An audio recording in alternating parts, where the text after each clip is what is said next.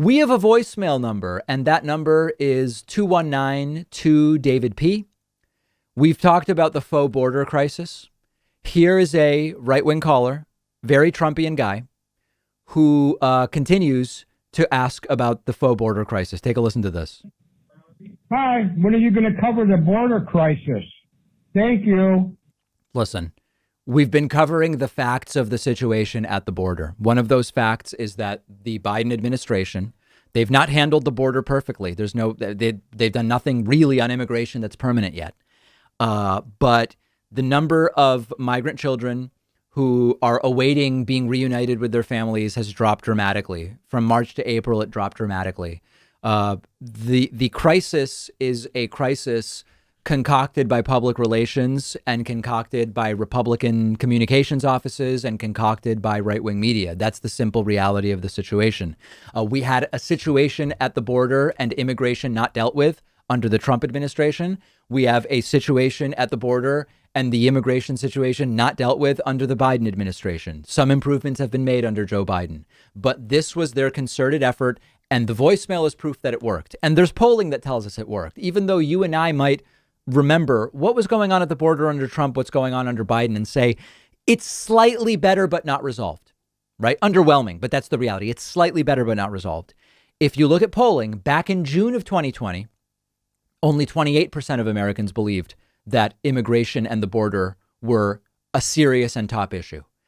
Now, about a month and a half ago, 48% of Americans, almost doubling, believe that the situation at the border and immigration is serious and crisis level. So, yes, they decided, hey, we need to create a scandal for Joe Biden. Yes, it's a fake scandal, but it has worked and it has convinced millions of people. When something goes from 28 to 48% in American society, that's tens of millions of people that have been convinced of something. OK, it has worked. And, I don't know what else this guy wants me to say. We've covered what's going on at the border, and it's slight improvement from the situation that Trump left us. We have a great bonus show for you today. Andrew Yang is going after a tabloid for what he is calling a racist cartoon that referred to him as a tourist. We're going to talk about that on the bonus show today. Small business owners in Manhattan are increasingly getting unbelievably well located businesses as a result of the pandemic. We'll talk about where, who, why, and what the implications are. And the Texas House has voted to pull funding from sports teams that do not play the national anthem before sporting events, which, of course, they don't actually have to do. But this is the latest virtue signal from Republicans. It's something that doesn't really matter.